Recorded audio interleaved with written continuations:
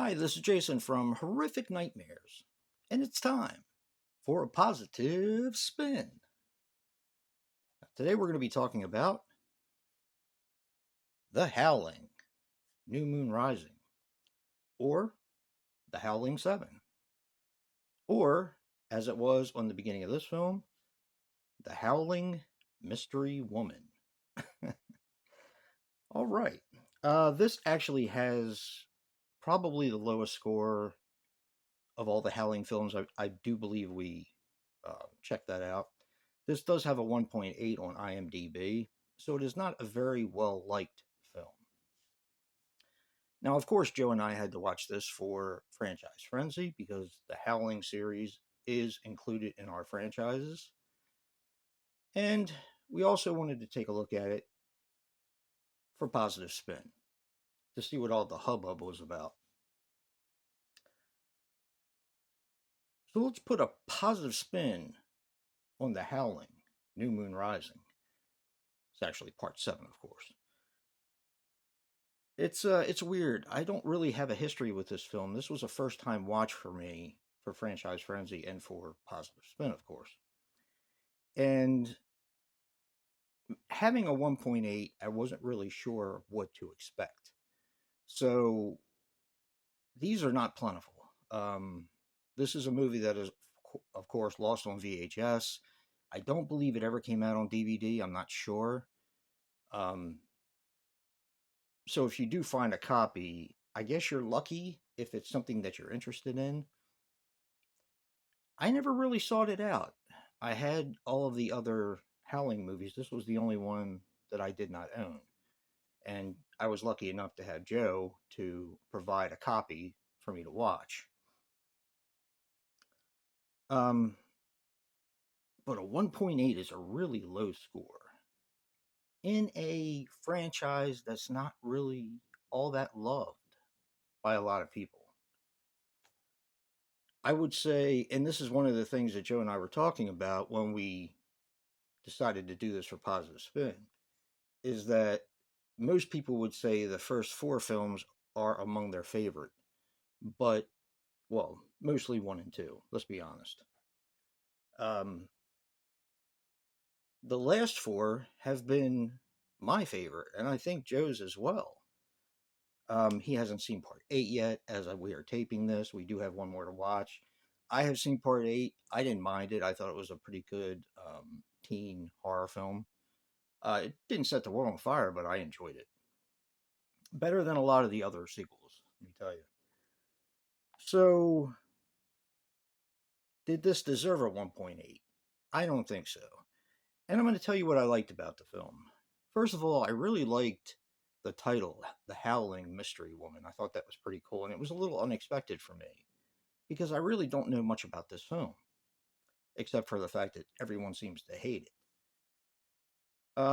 One of the things I really liked in the beginning is within the first few minutes, they mentioned the Hound of the Baskervilles and Sherlock Holmes in different conversations, which kind of set a different tone for this film. Now, I love, of course, Hound of the Baskervilles. Hammer film, I thought was great. I have a few other versions of it here, although I haven't seen them yet. Peter Cushing was awesome in it, so it was really neat to hear that. But that also set the tone for something else I liked in the film, and that was the overall feel of the film. It just has a different type of tone, and it's more lighthearted, and I like that about it. I think it's not as in your face or over the top. A lot of it is kind of laid back. Some people might not like that. I do. It has a lot of silly jokes in it, and to me, that just goes along with the whole tone of the film being lighthearted. I really thought that was interesting. Now, I'm going to preface this by saying that I am not a country music fan. Never have been. But this has a great soundtrack. If you are a country music lover, this would be if I was a country music fan, I would get the soundtrack because it has a lot of good music on it. not a whole lot of cheesy made for horror music that we hear. I'm not talking about like Alice Cooper or anything. I'm talking about like just some songs that are really bad that you see in B movies that, you know, this is actually good music. And it kind of ends that way too. It ends with a band on the stage just having fun.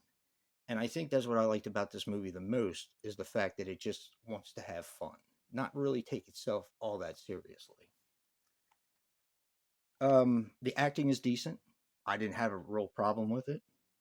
The setting is really good. It takes place in the desert, kind of like a desert. It almost felt like a western type setting. It has a fun Halloween feel because this did take place around Halloween. A majority of the characters are, in my opinion, they're likable. And like I said, they're telling jokes. They're kind of going back and forth. It just seems like the people had fun making this film, and I could appreciate that. I like the POV of the wolf. It's very of its time, and that kind of gave off a little bit of a charm for me with this film. And another thing that I liked about this film, and I'm kind of going to close it with this, is the fact that they showed clips from parts 4, 5, and 6 of The Howling. Mostly 4 and 5. There was a small part 6 homage or a little bit of a clip that if you blinked, you would have probably missed it. But they did tie them all together by telling the story of part 4 and part 5. I'm a big fan of 5. I like the castle setting and the overall whodunit mystery feel to it and the slasher aspect of it. Part 6, of course, is the carnival and the freaks. I like that as well. And while part 4 isn't my favorite, um, it's watchable for me. So, I mean, I know a lot of people don't like this franchise, but 4, 5, 6, and 7 and 8 are pretty much the films that I like. So I like that this tied it all together. I'm not sure how many people have seen this film. It kind of boils down to this. Um, I would say give it a shot. If you don't like the Howling franchise, this is something that's a little bit different. There are things I didn't like about it, but this is a positive spin. This is a basically me saying that having a 1.8 is ridiculous for this film. There's a lot of good stuff in this film. So give it a shot if it sounds like something you're interested in. If not, well, don't.